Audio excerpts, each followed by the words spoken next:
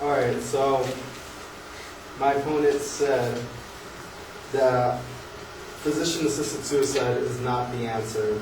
And because she did agree that there are an increasing number of cases that, cancer victims are happening, and she also said that a major part of, major reason people would avoid it, or a major reason people want it, is because fear of just the future. And the thing is that the highest reason for physician-assisted suicide in 2011 is that 90% was people were afraid that they wouldn't be able to do activities that would make life enjoyable. And another study is that another study says that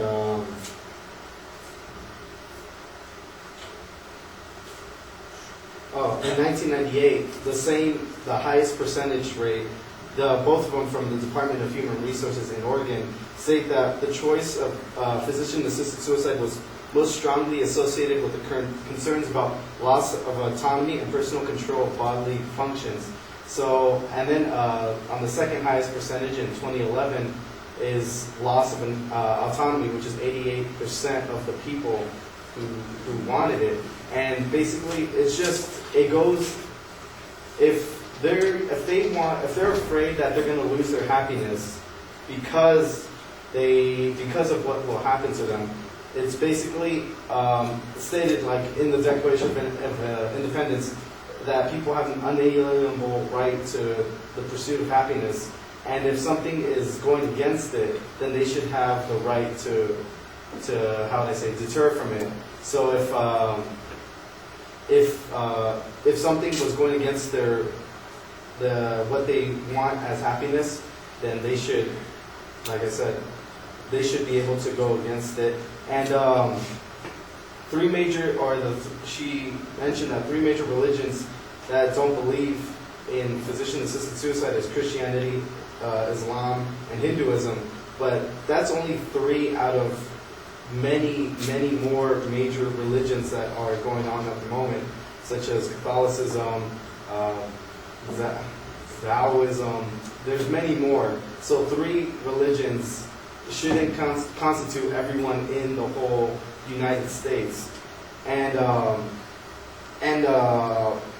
she mentioned that the Supreme Court denies physician-assisted suicide, but the truth is that people currently at the moment can, in a way, find a loophole around that, because although they may not ask for a lethal injection or ask for something that they can kill themselves with, they can ask for termination of life support.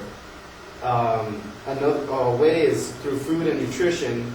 Center of Bioethics from University of Minnesota is that people may refuse artificial nutrition and hydration treatments that even though this action may hasten death. And then another way from the Center of Bioethics is without kidney dialysis, waste products would reach a toxic level in the body and result in death. Today, discontinuing dialysis is considered an appropriate treatment option that respects a patient's autonomy and ability for self-direction. And then another one is that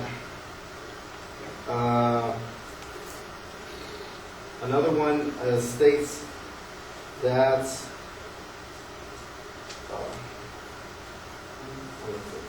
all right, but yeah, it already states that people can find a loophole around it and already end their life by a more, how can I say, more painful way. And then my opponent also mentioned that cost should not be a factor in a person's life. But the thing is, that's not the only thing that benefits from ending a person's life if they chose to, because a major thing is that the preservation of organs that can be used to help other patients. Because from statistics from Donate Life, stated that an average of 18 people die each day from the lack of available organs from transplants. And the thing is that people, the way they get organs, organ donations are greatly needed. This is from the Center of Bioethics, University of Minnesota, states that a non-heart beating donation has the potential to contribute substantially to the supply of organs and tissues for transplants. And the thing is that the drug that's used in physician-assisted suicide stops the heart.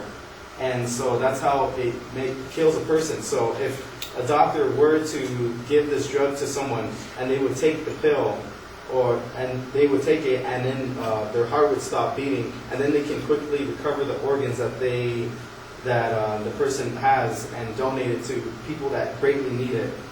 And there's that. And then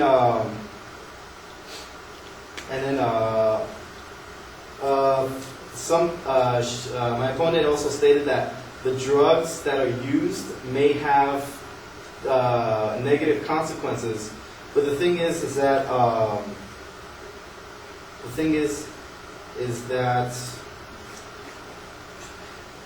the requirements in physician-assisted suicide in Oregon is so strict that last year, the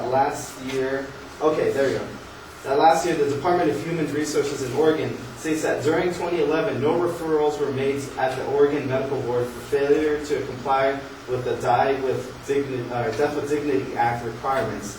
And that means that there was no faults in any of the physician-assisted suicides, that there were no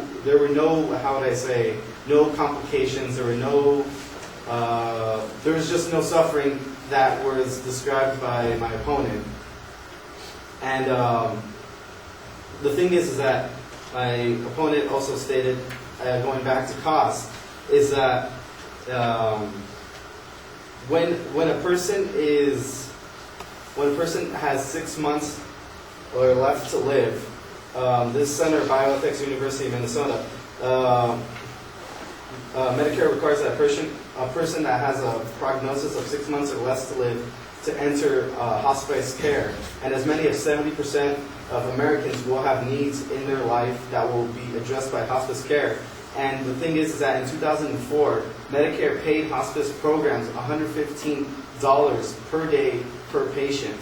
So imagine if people were able to end their lives quicker, imagine how much money can be saved per patient for each day that is paid by Medicare.